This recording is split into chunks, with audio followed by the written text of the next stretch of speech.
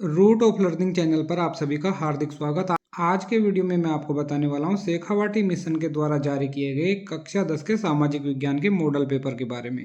तो आज का वीडियो शुरू करने से पहले आपसे छोटी सी रिक्वेस्ट है, चैनल पर पहली बार आए हो तो चैनल को अवश्य सब्सक्राइब करें।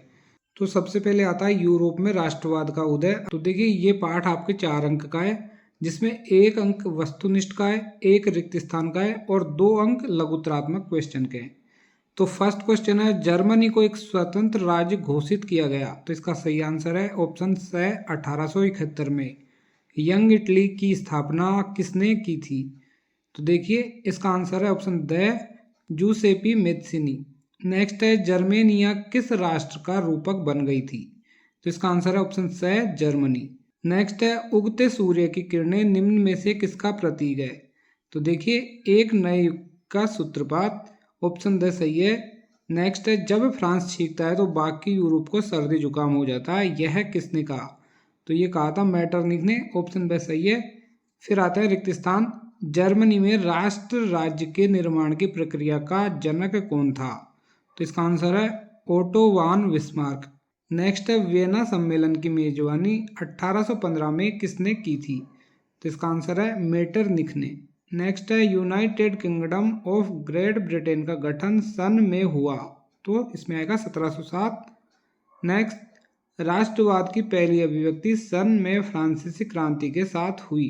तो इसमें आएगा 1789। नेक्स्ट है, जूसेपे मेत्सिनी था। तो इसमें आएगा इटली का क्रांतिकारी। तो इस प्रकार से देखिए 5 और 5 10 क्वेश्चन में आपके 2 अंक पक्के हो जाएंगे, इनको आप याद कर लीजिएगा। फिर आते हैं आपके लघुत्तरात्मक प्रश्न।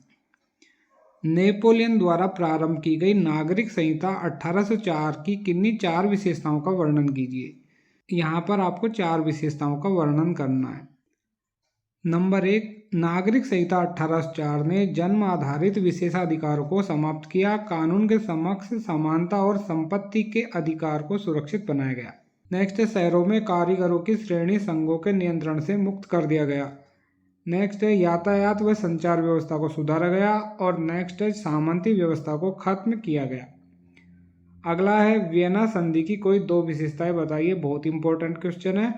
इस संधि ने यूरोप में एक नई रूढ़िवादी व्यवस्था स्थापित कर दी थी, जिसमें पारंपरिक संस्थानों, चर्च, सामाजिक भेदभाव, राजतंत्र और परिवार को बनाए रखा गया। इस संधि के तहत बुर्बो राजवंश को शासन करने का पुनः अधिकार दे दिया गया। अगला क्वेश्चन है, ग्रिम बंधु कौन थे? उन्होंने जर्मन राष्ट्रीय भावनाओं के विकास में क्या योगदान दिया? तो देखिए इसका आंसर होगा ग्रिम बंधु जैकब ग्रिम और विल्हेल्म ग्रिम जर्मनी के निवासी। उन्होंने अनेक पुरानी लोक कथाएं इकट्ठी की। उनका विश्वास था कि उन्होंने जो लोक कथाएं इकट्ठी की वे बच्चों और बड़ों में समान रूप से पसंद की जाती थी। अगला क्वेश्चन है, रूमानीवाद से आप क्या समझते हैं? तो देखिए इसका आंसर है, रूमानीवाद एक ऐसा सांस्कृतिक आंदोलन था जो एक विशेष प्रकार की राष्ट्रीय भावना का विकास करना चाहता था। रूमानीवाद भावनाओं, अंतर्दृष्टि, राष्ट्रवादी भावनाओं पर जोर देता था। इसने एक साझा सामूहिक विरासत की अनुभूति और भाषा सांस्कृतिक अतीत को राष्ट्र का आधार बनाने पर बल दिया। नेक्स्ट है, वियना संधि के प्रमुख उद्देश्य लिखिए। तो देखिए इसमें लिखना है 1815 ईस्वी की वियना संधि के प्रमुख उद्देश्य उन सभी बदलावों को खत्म करना जो नेपोलियाई युद्धों के दौरान हुए थे, भविष्य में फ्रांस की सीमाओं के विस्तार को रोकना, नेपोलियन द्वारा बर्खास्त किए गए राजतंत्रों की बहाली करना, यूरोप में एक नई रूढ़िवादी व्यवस्था कायम करना। रूढ़िवाद क्या है? इसका आंसर है, रूढ़िवाद ऐसा राजनीतिक दर्शन जो परंपरा, स्थापित संस्थानों और रिवाजों पर जोर देता है और तेज बदलाव की बजाय क्रमिक और धीरे धीरे विकास को प्राथमिकता देता है, रूढ़िवाद कहलाता है। जालवेराइन के विषय में आप क्या जानते हैं? तो देखिए सन 1834 ईस्वी में प्रशा की पहल पर एक शुल्क संघ स्थापित किया गया जिसे जालवेराइन के नाम से जाना गया। जालवेराइन में अधिकांश जर्मन राज्य सम्मिलित हो गए। इस संघ ने शुल्क अवरोधों को समाप्त कर दिया तथा मुद्राओं की संख्या घटाकर 2 कर दी, जो उससे पहले 30 से भी ऊपर थी। जालवेराइन ने आर्थिक राष्ट्रवाद के आंदोलन को जन्म दिया, जिसने इस समय में पनप रही व्यापक राष्ट्रवादी भावनाओं को मजबूत बनाया। नेक्स्ट है, इटली के एकीकरण में काबूर की भूमिका को कीजिए। इसका आंसर है, काबूर ने इटली के प्रदेशों को एकत्रित करने वाले आंदोलन का नेतृत्व किया। काबूल ने इटली को एक राष्ट्रीय स्वरूप देने के लिए कूटनीतिक संधियों का सहारा लिया। उसने फ्रांस के साथ संधि की तथा ऑस्ट्रियाई साम्राज्य को पराजित किया, जो इटली के उत्तरी हिस्से में एक विस्तृत क्षेत्र पर शासन कर रहा था। इससे पहले इटली को एकीकृत करने के लिए आगे रास्ता तैयार मिला। ओटो वोन बिस्मार्क को जर्मनी के एकीकरण का जनक क्यों कहा गया था?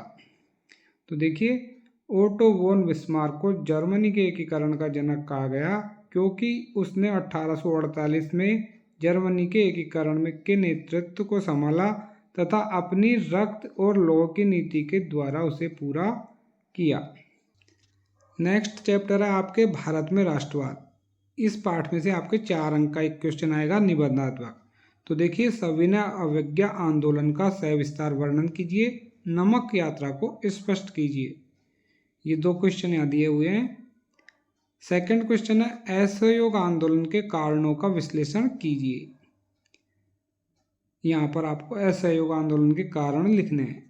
फिर थर्ड क्वेश्चन है भारत के राष्ट्रीय आंदोलन में महात्मा गांधी के योगदान का वर्णन कीजिए। फोर्थ क्वेश्चन है रोलेट एक्ट का सविस्तार वर्णन कीजिए। देखिए, ये 4 क्वेश्चन है, चारों में से आपको एक क्वेश्चन मिल जाएगा और ये पाठ आपके 4 अंक का होगा। तो दोस्तों, आज के वीडियो में हमने 2 चैप्टर समझे हैं, बाकी के शेष चैप्टर हम अगले वीडियो में देखेंगे। तो वीडियो पसंद आया तो लाइक और शेयर करना ना भूलें और चैनल पर पहली बार आए हो तो अवश्य सब्सक्राइब करें। यदि आपको इस मॉडल पेपर की PDF चाहिए तो आप हमारे Instagram account Root of Learning पर हमें मैसेज करें, हम आपको इसकी PDF भेज देंगे। Thank you.